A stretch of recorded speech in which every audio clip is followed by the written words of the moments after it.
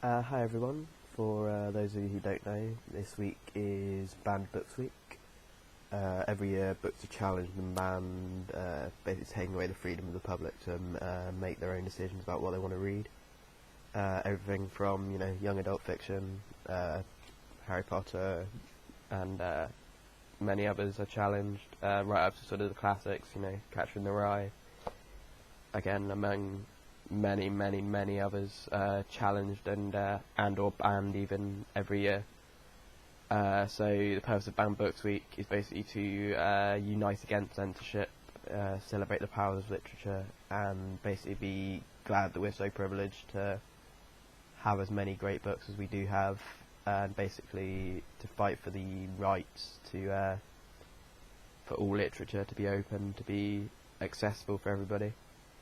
I'd like to read you a passage from The Crucible by Arthur Miller. I don't know if you can see that. Which itself was challenged in 1982 by the Cumberland Valley High School in Pennsylvania, because, and I quote, it says that the play contains sick words from the mouths of demon-possessed people. And I think that's almost sort of the point of why I'm annoyed that it was challenged, because the point of the play, for those of you who've read it, and for those of you who haven't read it for that matter, is that there was never any witches in Salem. That was the point of the play, is that it's about the hysteria of when 3 or 4 girls say, oh, we saw witches in like an uber theocratic society, and the point is hysteria ensues. And yeah, I mean, it's the point of the play is that there are no demon-possessed people, so the idea that it was challenged on the grounds that words came from the mouths of demon-possessed people implies that not only should the play not be banned on those grounds, but that the people who read it and came up with those grounds clearly missed the point of the play.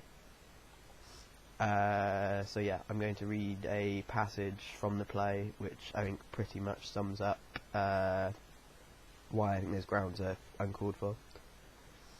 I'll also put the script in the sidebar, or in the sidebar, I always forget which way it is. So yeah, 'cause it's going to be difficult to tell obviously who's talking at any point, so yeah, I'll put the script in the sidebar of the bit I'm reading. Okay. What would you tell us, Mary Warren? She never saw any spirits. Never saw no spirits? Never. She signed a deposition, sir. No, I'll accept no depositions. Now tell me, Proctor, have you given out this story in the village? We have not. They've come to overthrow the court, sir. This man is... I pray you, Paris, be quiet. Do you know, Mr. Proctor, that the entire contention of the state in these trials is that the voice of heaven is speaking through the children? I do know that, sir.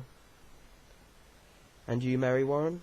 How came you to cry out people for spending their spirits against you? It was pretence, sir. I cannot hear you, Mary Warren. It was pretence, she says, sir. And the other girls? Susanna Walcott and the others? They are also pretending? Aye, sir. Indeed.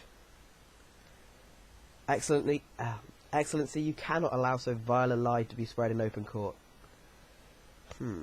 Indeed not, Mr. Paris. So, as you see, when the girls are lying and claim they see witches, everyone believes them. When one, Mary Warren, is brave enough to stand up, tell the truth, that there were no witches to begin with, the society at large, Danforth and Paris, who are in charge of the court, refuse to believe her, say that obviously she's the one who's lying, and, I mean, I don't want to spoil the play for anyone who hasn't read or seen it. By the way, go see The Crucible if you haven't seen it. The consequences of standing up against society for Giles and later on in the play John Proctor, who's the main protagonist, they're pretty severe.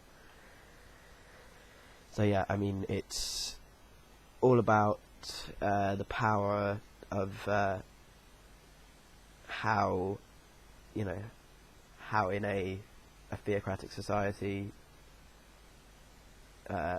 hysteria can spread very, very quickly. I mean, in any society, really, hysteria can spread quickly, but I mean, it shows you some of the shortcomings, I suppose, of a society built purely on religion. I mean, religion has its place in society, but when religion dictates society, you get events like the Salem witch trials, in which hundreds of people were killed for basically absolutely nothing.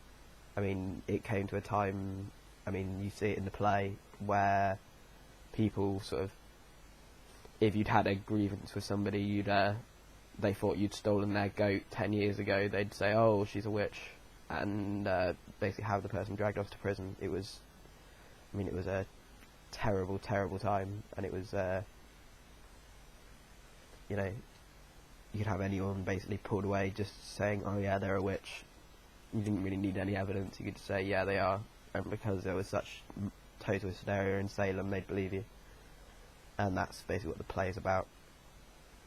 So yes, to conclude what is quite a long vlog, our message to the censors must be that basically if you don't like it, don't read it. We're not forcing you to read books where, you have as much freedom as we do, but in turn don't force us to stop reading. We are free to make the choice, and all we ask is that you don't take away that freedom. So yes, Banned Books Week, read banned books, be happy, be privileged to have the books we have, and never stop fighting the people who want us to stop reading them, because frankly, who are they to say what we can and cannot read? That is all. Goodbye.